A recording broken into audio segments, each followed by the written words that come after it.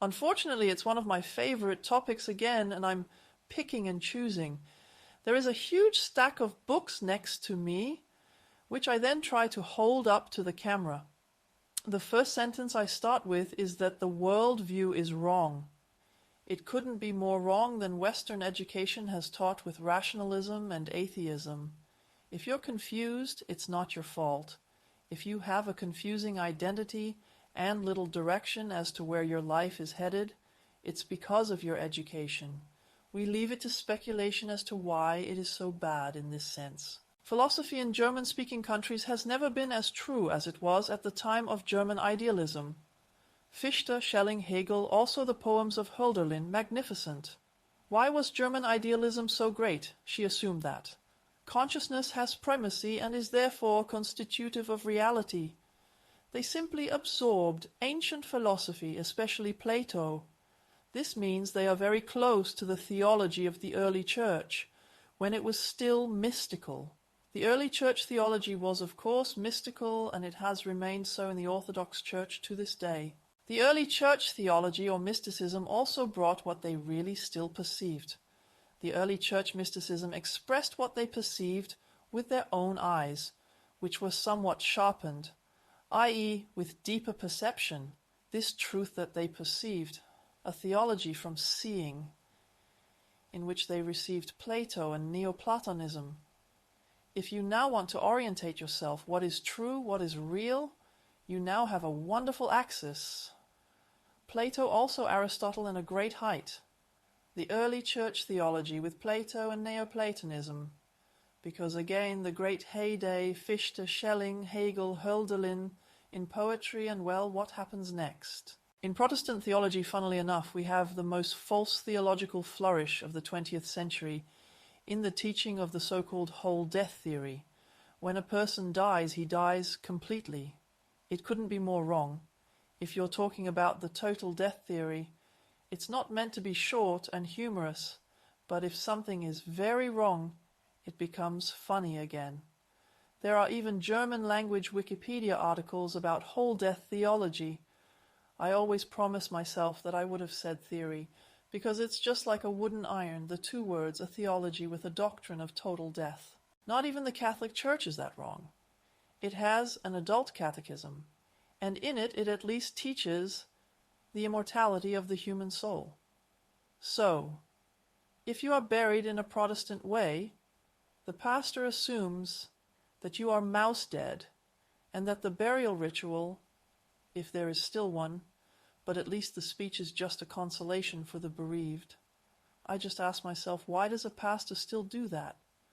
So you see my absurd position within current Protestant theology. Then it would be better to have a Catholic burial, or become Orthodox shortly beforehand. In Orthodoxy, the principle applies that every dogmatic truth, i.e., every true theological sentence, is presented and staged in a certain theatrical way in the ritual. So if something is important, it appears in the ritual, you celebrate it in the ritual, so they don't have to read so many books because it is presented to the believers in a holy dramaturgy in the big festivals. That's why I'm making another connection now. Let's look at funeral rituals. Now, not in as much detail as in a liturgy lecture at university. It doesn't fit there anyway. Just look back as far as you have seen and remember the folk customs in the country.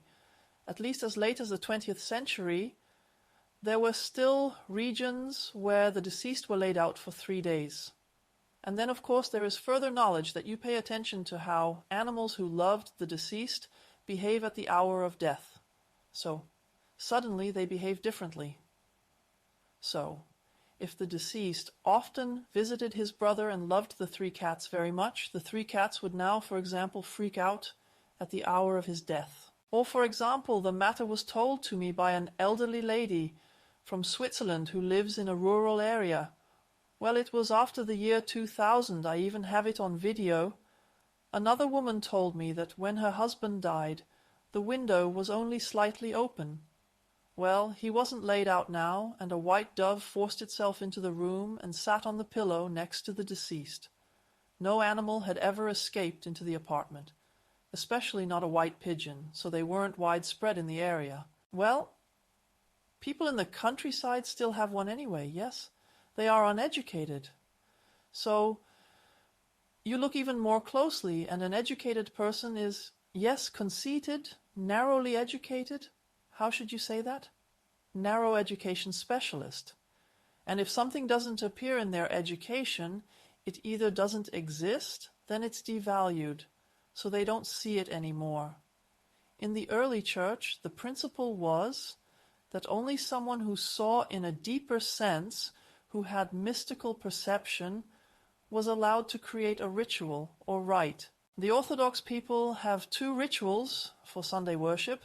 One is the Chrysostom liturgy and the St. Basil liturgy.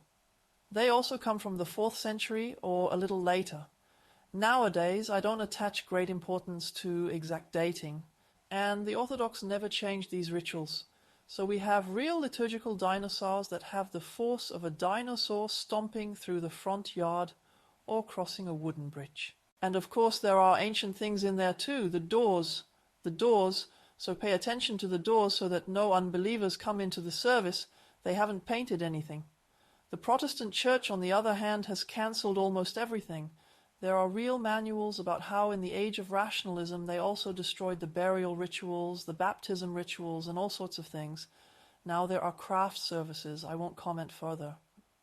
So assume that in this sense the folk customs are not superstition, but whoever says it is superstition fights the truth. I wonder why.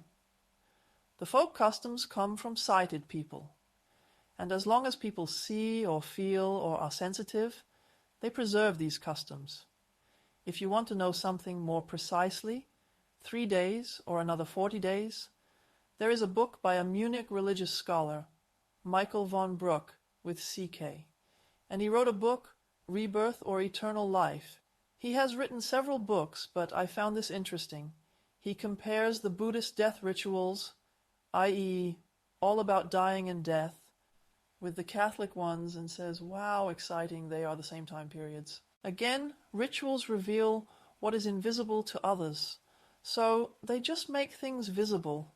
They're like a marker, hello, look here, otherwise you'll miss something.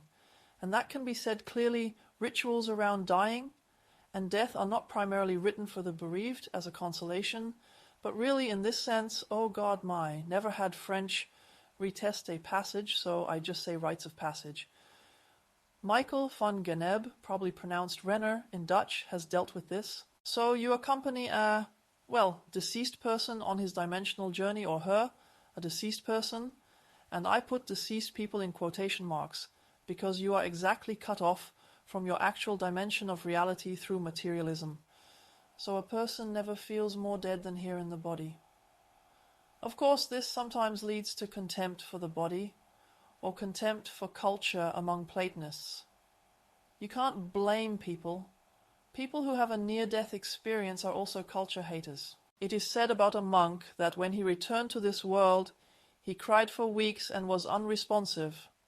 So, I don't want to spoil this life for you, because my concern with mysticism is exactly what a priest should do, a pontiff who builds bridges between the worlds, because it is not another world. You have simply been made blind, made stupid.